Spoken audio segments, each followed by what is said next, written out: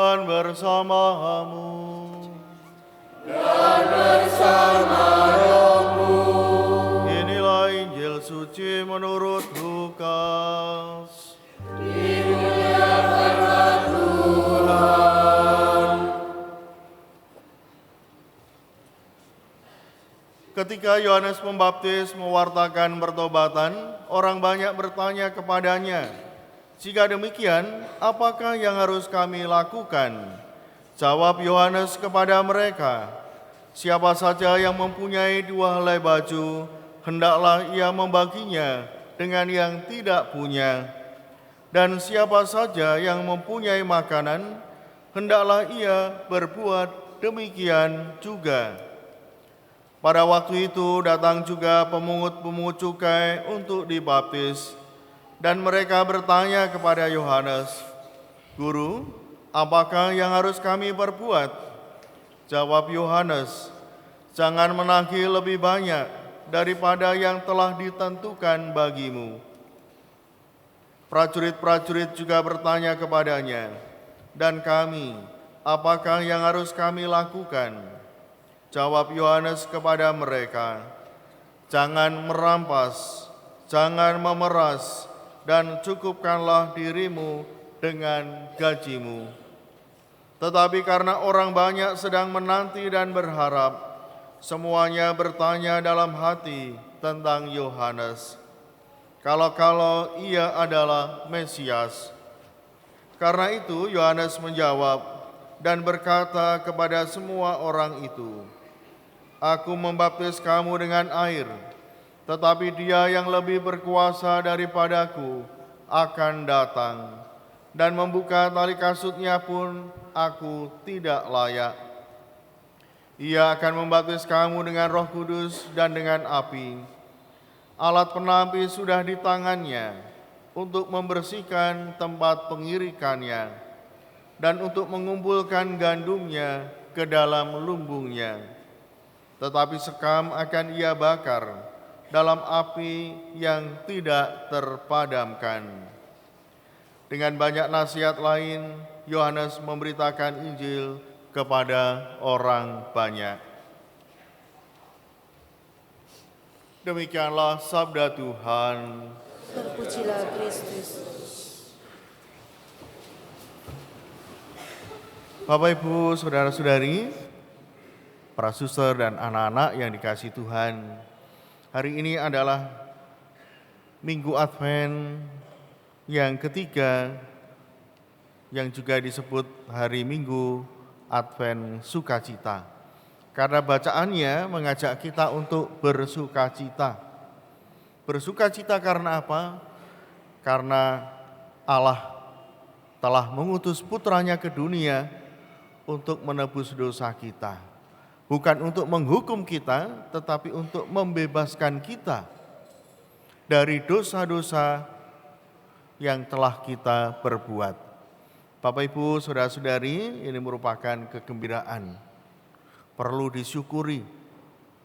Dan hari ini Yohanes Pembaptis juga menyampaikan nasihat ketika dia selesai memberikan pewartaan, lalu orang-orang bertanya, "Apa yang harus kami lakukan?" Apa jawaban Yohanes?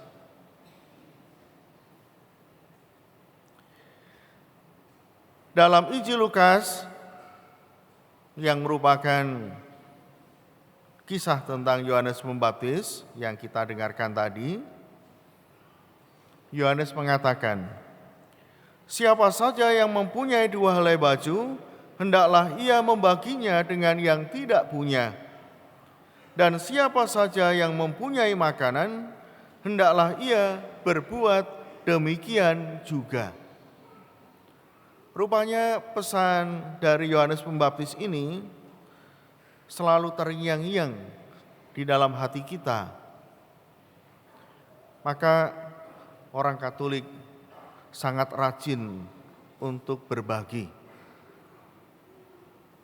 Melakukan kegiatan-kegiatan sosial merupakan bagian dari gereja. termasuk kita anggotanya. Kapan hari kita juga mengumpulkan dana untuk korban bencana Gunung Lewotobi laki-laki ya di Flores. Kita juga mengumpulkan aksi Natal untuk membantu, untuk meringankan mereka yang kekurangan. Bisa kita wujudkan dengan sembako dan juga bantuan-bantuan yang lain. Nah, hari ini di minggu yang penuh dengan sukacita dan menanggapi nasihat dari Yohanes Pembaptis, maka saya mengundang anak-anak panti. Ya. Nama panti mereka adalah Santo Yakobus. Panti ini milik Suster TMM. Jadi para susternya ada di sini, ada Suster Florentina dan satu lagi saya belum kenal ya.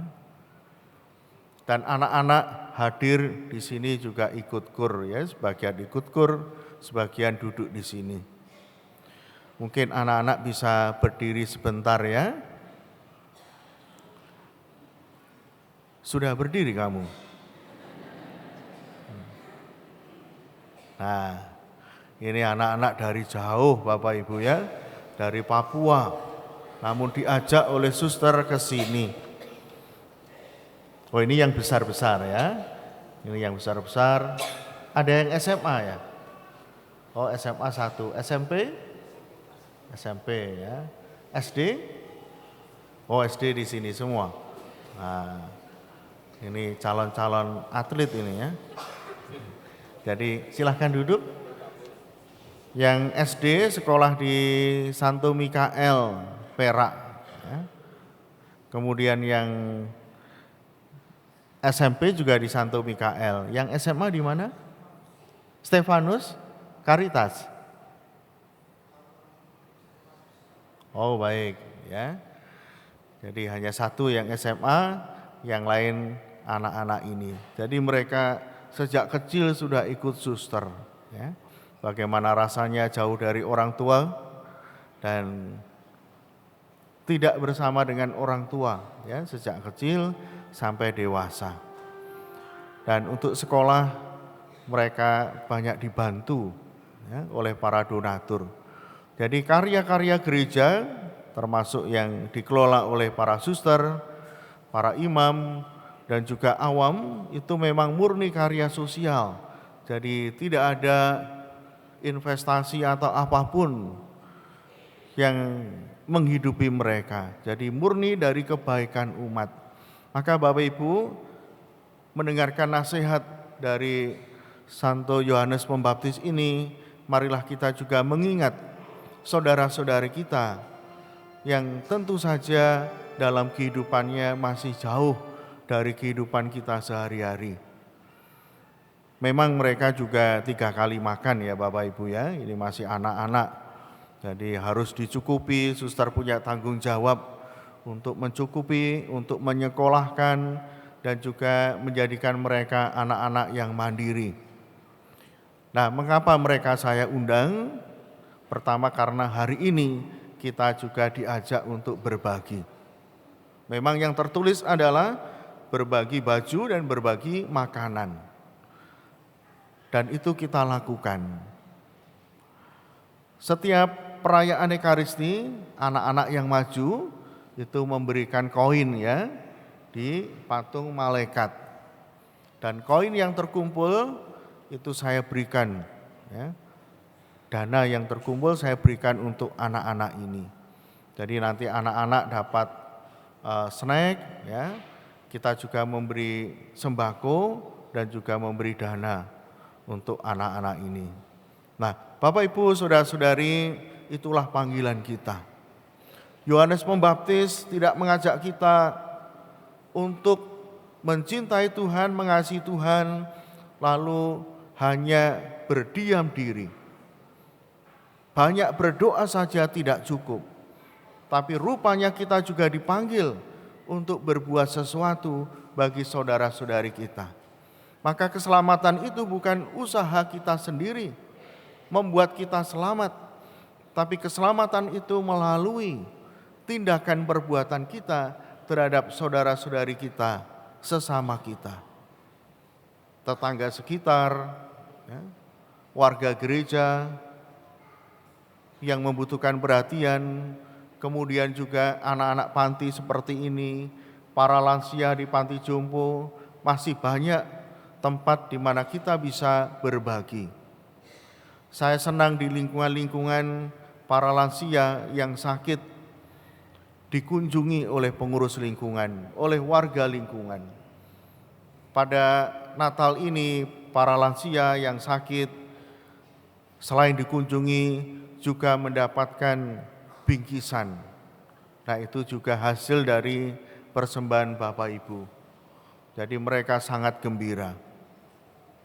Beberapa memang saya berikan sendiri, karena kemarin saya keliling untuk memberikan sakramen orang sakit, perminyakan, komuni, ya, kepada mereka. Sekaligus juga saya memberikan bingkisan itu. Ini merupakan perhatian bahwa kita tidak memikirkan diri sendiri untuk keselamatan, untuk hidup kita.